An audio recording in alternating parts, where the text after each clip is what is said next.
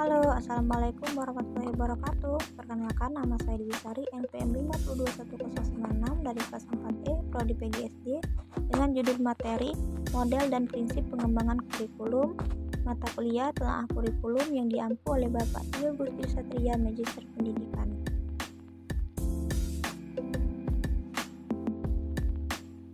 Pengertian model pengembangan kurikulum. Pengembangan kurikulum mempunyai makna yang cukup luas. Pengembangan kurikulum bisa berarti penyusunan kurikulum yang sama sekali baru atau kurikulum construction, bisa juga penyempurnaan kurikulum yang telah ada atau kurikulum improvement.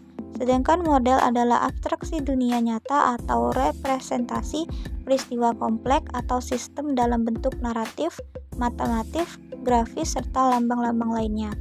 Jadi, dapat disimpulkan bahwa model pengembangan kurikulum adalah berbagai bentuk atau model yang nyata dalam penyusunan kurikulum yang baru ataupun penyempurnaan kurikulum yang telah ada.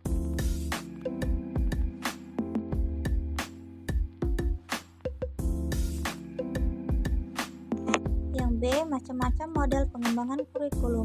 Menurut Nana Shadikumardianata tahun 2008, ia membagi 8 model kurikulum, yaitu yang pertama, the administrative atau line staff model, yang merupakan model yang gagasan pengembangannya datang dan para administrator dan menggunakan prosedur administrasi.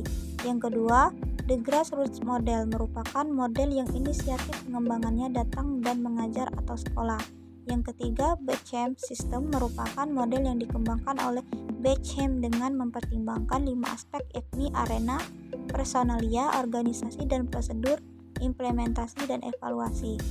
Yang kelima, Taba inverted model merupakan model pengembangan yang bersifat induktif. Yang keenam, Rogers interpersonal relation yang merupakan pengembangan kurikulum yang dilihat dari perkembangan dan perubahan individu. Yang ketujuh, the system action research model yang merupakan model yang didasarkan pada asumsi bahwa perkembangan kurikulum merupakan perubahan sosial.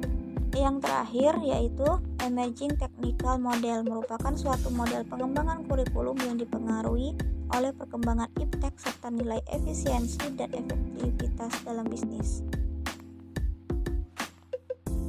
C. Prinsip pengembangan kurikulum dapat dibedakan menjadi dua, yaitu secara umum dan secara khusus. Yang satu, prinsip pengembangan secara umum. A. Relevansi. Dalam hal ini dapat dibedakan relevansi keluar yang berarti bahwa tujuan, isi, dan proses belajar harus relevan dengan tuntutan, kebutuhan, dan perkembangan masyarakat. B. Fleksibilitas. Kurikulum yang harus dapat mempersiapkan anak untuk kehidupan sekarang dan yang akan datang, di sini dan di tempat lain bagi anak yang memiliki latar belakang dan kemampuan yang berbeda. C. Kontinuitas terkait dengan perkembangan dan proses belajar anak yang berlangsung secara berkesinambungan. D. Praktis atau efisiensi.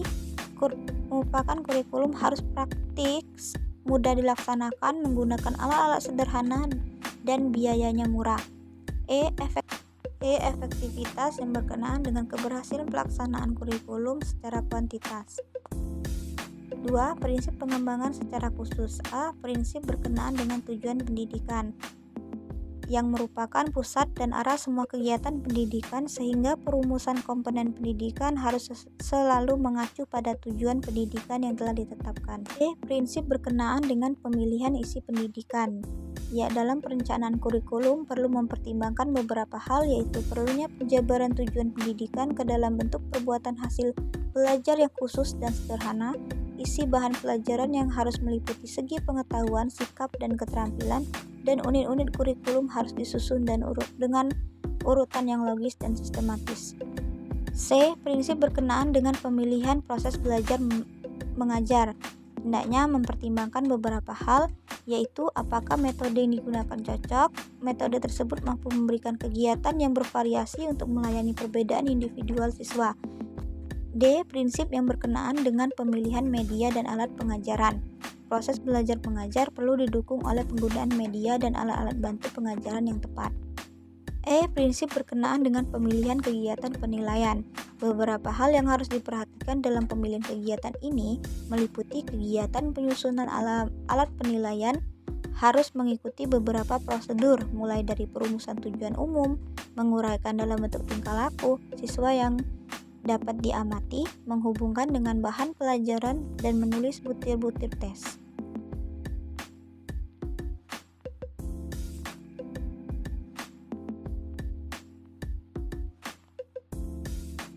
D. Model pengembangan integrasi kurikulum. Integrasi kurikulum merupakan pendidikan yang dilakukan tanpa ada sekat dan mengasosiasikan berbagai aspek kurikulum fokus pada wilayah kajian yang komprehensif. Kurikulum melihat, belajar, dan mengajar secara holistik dan mencerminkan dunia interaktif yang nyata. Macam-macam model integrasi kurikulum yaitu model pragmatik, model konektif, model Bostic, model Squaresheet, model Shared, model Vivid, model 3D, model Integrated, model Immersive, model Networked. Nah, itulah pemaparan dari model pengembangan kurikulum serta prinsip pengembangan kurikulum yang ada di Indonesia. Terima kasih. Wassalamualaikum warahmatullahi wabarakatuh.